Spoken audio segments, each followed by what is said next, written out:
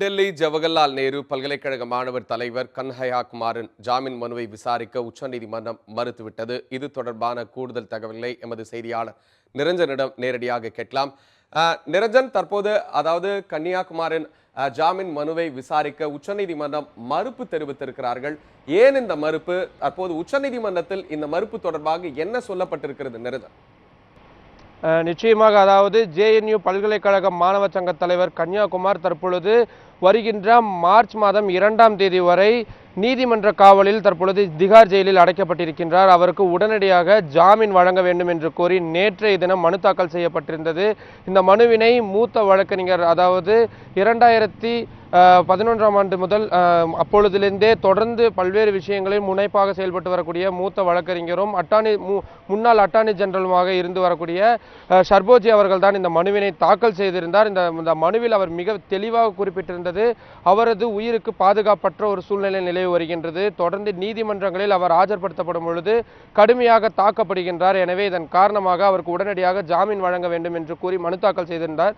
அந்த மனு மீதான விசாரணை தான் இன்றைய தினம் உச்சநீதிமன்ற நீதிபதிகள் செல்லமேஸ்வர் மற்றும் சப்ரே ஆகியோர் அடங்கிய அமர்வு முன்பு விசாரணைக்கு வந்தது. அப்பொழுது பட்டியாலா நீதிமன்றம், அதாவது இந்த வழக்கின் விசாரணை நடைபெற்று வரக்கூடிய பட்டியாலா நீதிமன்றத்தில் என்னென்ன மாதிரியான தாக்குதல்கள் நடந்தது, வழக்கறிஞர்கள் கண்ணையாவை தாக்கியது, பத்திரிகையாளர்களை தாக்கியது, தொடர்ந்து கூச்சல் குழப்பங்களில் ஈடுபட்டது உள்ளிட்ட பல்வேறு விஷயங்கள் அவர் எடுத்துரைத்தார். அதனைத் தொடர்ந்து நீதிபதிகள் கேட்டபொழுது, ஏன் நீங்கள் உயர் நீதிமன்றத்தை அணுகக்கூடாது, டெல்லி உயர் நீதிமன்றத்தை ஏன் நீங்கள் இந்த விஷயத்தில் அணுகக்கூடாது என்ற கேள்வி எழுப்பியிருந்தார்கள். இது ஒரு சாதாரண வழக்காக நாம் பார்க்கக்கூடாது, தேச துரோக வழக்கில் ஒருவர் கைது செய்யப்பட்டிருக்கின்றார், அவர் மீது கட்டுக்கடங்காத வகையில் தாக்குதல்கள் நடத்தப்பட்டு வருகின்றது, எனவே உடனடியாக அவரை ஜாமீனில் விடுவிக்க வேண்டும், அதற்காகத்தான் உச்சநீதிமன்றத்தில் நாங்கள் நேரடியாக மனு தாக்கல் செய்திருக்கின்றோம் என்ற ஒரு வாதத்தை முன்வைத்தார். அதற்கு நீதிபதிகள் ஒட்டுமொத்தமாக நாட்டில் உள்ள அனைத்து நீதிமன்றங்களிலும் பாதுகாப்பு இல்லை என்று கூறும் வாதத்தை நாங்கள் ஏற்றுக்கொள்ள முடியாது. உச்சநீதிமன்றத்திலும் சில நேரங்களில் சில விஷயங்கள் நடந்திருக்கின்றது, மற்ற நீதிமன்றங்களிலும் நடைபெற்றிருக்கின்றது. எனவே நீங்கள் ப்ரொசீஜர், அதாவது என்னென்ன நடைமுறைகளை கடைபிடிக்க வேண்டுமோ அதன்படி நீங்கள் செயல்பட வேண்டும். உடனடியாக ஜாமீன் மனு கோரும் இந்த மனுவினை உடனடியாக நீங்கள் டெல்லி உயர் நீதிமன்றத்தை அணுகுங்கள் என்று கூறியிருந்தார்கள்.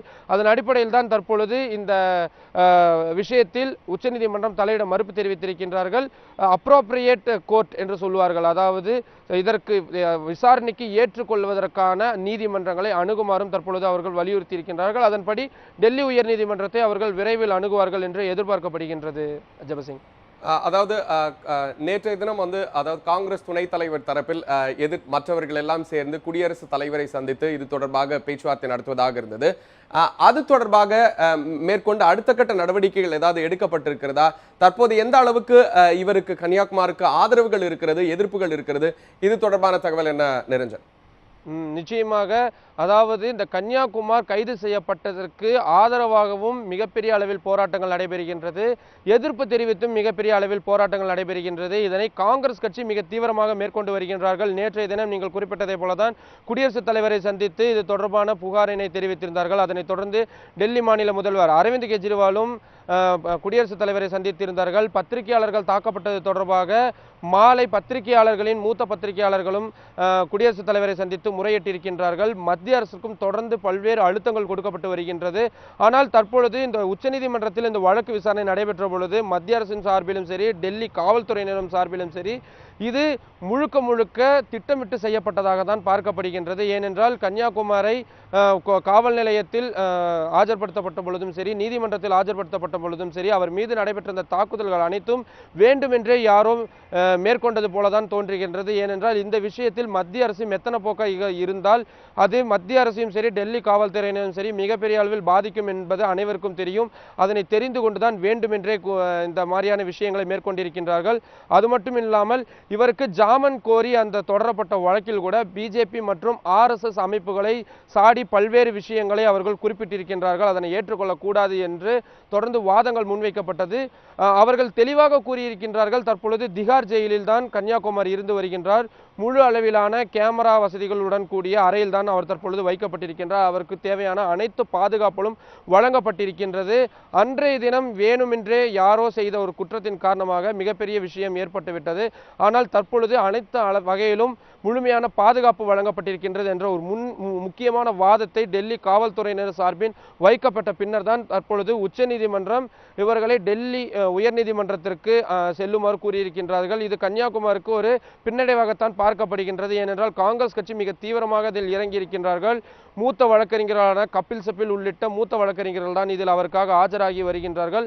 ஆனால் உச்சநீதிமன்றம் மிக தெளிவாக கூறிவிட்டது, இதில் எந்தவிதமான அரசியலும் ஏற்படுவதை நாங்கள் விரும்பவில்லை. உடனடியாக சட்ட விதிகளின்படி என்னென்ன செய்ய வேண்டுமோ அதனை செய்யுங்கள் என்று கூறியிருக்கின்றார்கள்.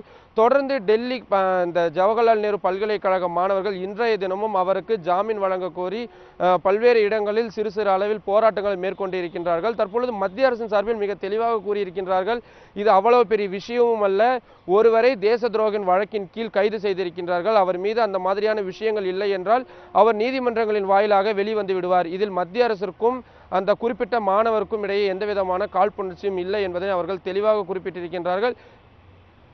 எனவே தற்பொழுது இந்த விஷயம் இந்த வகையில் இருக்கிறது. ஜெபசிங், மிக்க நன்றி நிரஞ்சன்.